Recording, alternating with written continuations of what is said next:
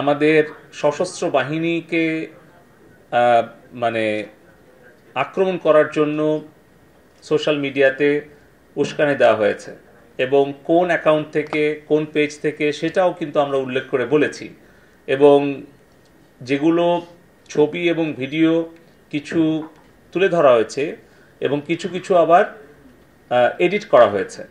তো এভাবে এই বিষয়গুলো তাদের কিছু কমিউনিটি স্ট্যান্ডার্ড গাইডলাইনে বলা আছে যে কোন ধরনের ছবি ভিডিও তারা তাদের প্ল্যাটফর্মে অ্যালাউ করে না বা করবে না, কিন্তু তারা কিন্তু বাংলাদেশের এই গত 10 দিনের ঘটে যাওয়া যে অনাকাঙ্ক্ষিত ঘটনাগুলো সেগুলো কিন্তু তারা সবসময় বরঞ্চ তারা মানে নাই। এবং আপনি দেখছেন যে এখানে যেই adult sexual exploitation, privacy violation, এই সবগুলোই কিন্তু ভঙ্গ করেছে এই পেজগুলো, এই অ্যাকাউন্টগুলো, যেগুলো একজন মাননীয় সংসদ সদস্য সম্পর্কে এবং আরও বেশ কিছু আমরা অভিযোগ দিয়েছি যেটা তাদের ব্যক্তিগত গোপনীয়তা এবং ব্যক্তিগত সুরক্ষা এবং এটা আসলে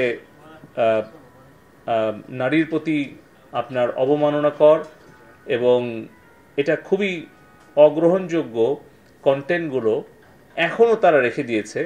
আমরা সেগুলোই আমরা অভিযোগগুলো করেছি যে প্রাইভেসি ভায়োলেশন হয়েছে,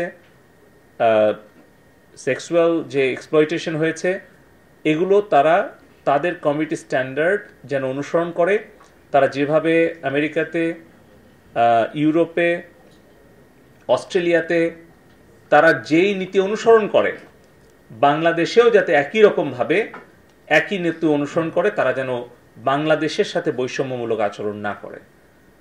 এখানে যে গ্রাফিক্যাল কন্টেন্ট আপনারা দেখছেন যে এটা কোনোভাবেই কোনো একজন শিশু কিংবা একজন একটু মানসিকভাবে হয়তো দুর্বল অথবা একজন বয়স্ক মানুষ তার পক্ষে এই কন্টেন্টগুলো দেখা সম্ভব নয় বা দেখলে সে ক্ষতিগ্রস্ত হতে পারে। এটাও তাদের হেট স্পিচ, ভায়োলেন্ট গ্রাফিক্যাল কন্টেন্ট, এই সকল ফেসবুকের যে কমিউনিটি স্ট্যান্ডার্ড রয়েছে, তাদের যে প্রাইভেসি পলিসি রয়েছে, এগুলোর সম্পূর্ণ পরিষ্কার লঙ্ঘন। এটাই আমাদের বিটিআরসির লিগ্যাল টিম তাদের কাছে গত 10 দিন হলে বলছে এবং আমাদের প্রত্যেকটা বিষয় নিয়ে আমরা ধরে ধরে কথা বলেছি। আপনারা দেখছেন যে সরকার, স্বরাষ্ট্রমন্ত্রী মহোদয় গতকালকে বলেছেন যে আমাদের ছাত্র ছাত্রী, সাংবাদিক, পুলিশ, পথচারী সব মিলিয়ে প্রায় 150 জন নিহত হয়েছে এবং তার জন্য গতকালকে আমরা সরকারিভাবে শোক পালন করেছি। এবং কোনো বেসরকারি সূত্রেও কিন্তু আমরা এরকম একটা অস্বাভাবিক যে সংখ্যা, যেটা cyber 71 we hack to protocol protect Bangladesh, এই নামে যে একটা ফেসবুক পেজ থেকে ছড়াচ্ছে শহীদের সংখ্যা 900-র উপরে ছাড়িয়ে গেছে। সূত্র প্রথম আলো। আমার জানা মতে প্রথম আলো নিউজ পেপারে অনলাইন ভার্সনে কোথাও মৃত্যুর সংখ্যা 900 এটা আমি শুনিনি, দেখিনি। আপনারা সাংবাদিক বন্ধুগণ আছেন, এটা আপনারা এই ফ্যাক্টটা চেক করতে পারেন।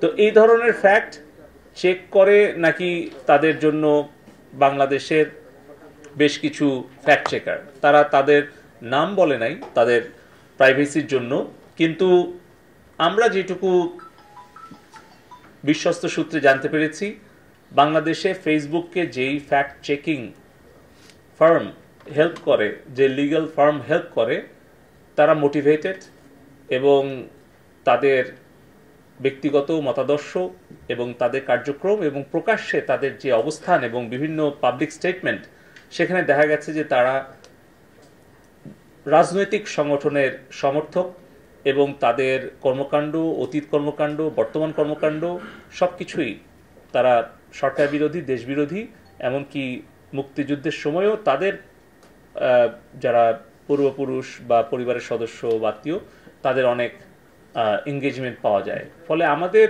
অনুমান যে এখানে ফ্যাক্ট চেকিং যে ফার্মগুলো আছে ফেসবুকের পক্ষ থেকে, তারাও নিরপেক্ষ ভূমিকা পালন করছে না। যদি করতো তাহলে এই সকল কন্টেন্ট কখনোই তারা রাখতো না, এগুলো অবশ্যই তারা টেক ডাউন করতো এবং এই সকল পেজ এবং অ্যাকাউন্টকে তারা ব্লক করত।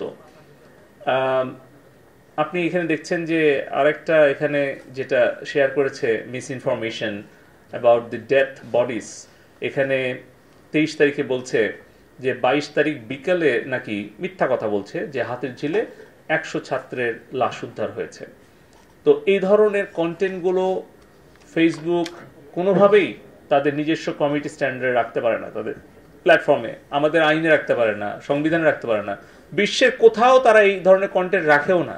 কেন বাংলাদেশে রাখছে, কেন বাংলাদেশের সাথে তারা বৈষম্যমূলক আচরণ করছে, এটা আমরা জানতে চেয়েছিলাম।